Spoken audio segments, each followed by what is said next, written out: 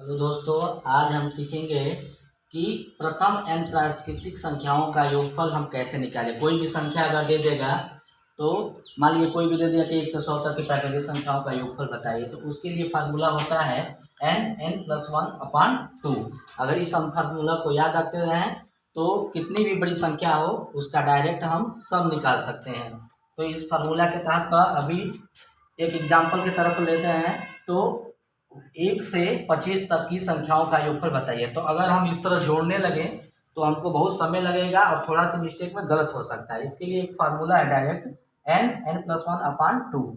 तो यहाँ पे हमारा क्या है, n बराबर क्या है 25।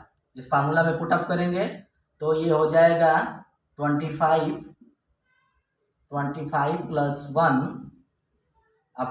1/2। तो ये हो जाएगा 25 + 1 26/2। इसको कटाएंगे 13 से आ जाएगा और मल्टीप्लाई करेंगे तो आ जाएगा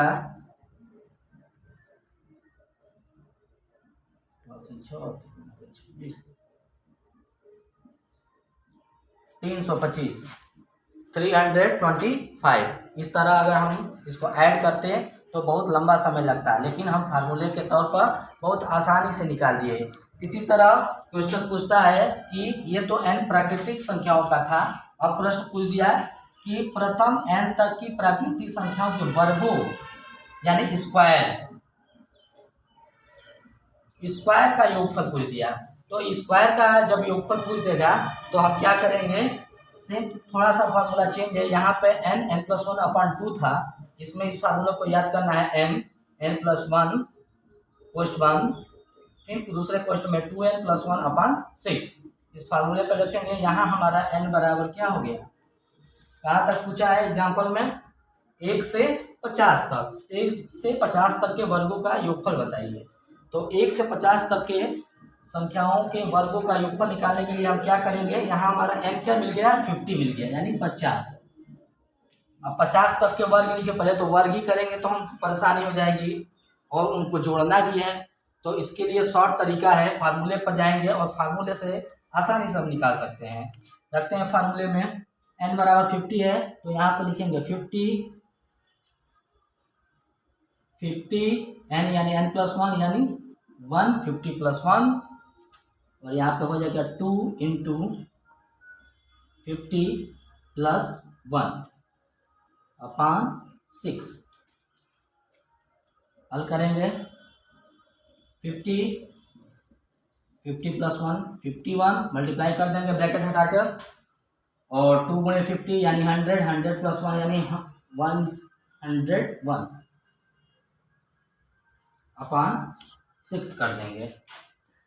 यानी हमारा क्या आएगा 50 × 51 × 101/6। इसको कटाएंगे, हम कटा देते हैं, 2 के टेबल से कटाते हैं, 2 × 6 25 × 50, 3 के पहाड़े से 3 एकम 3 17 × 51 और हमारा इस तरह आ गया 25 × 17 × 101।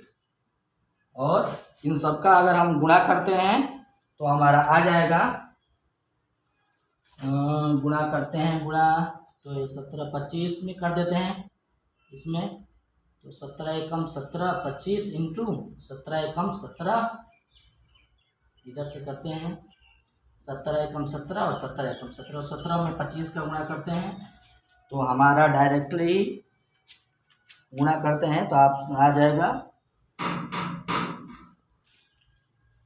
42,925 और यही इसका आंसर हो जाएगा।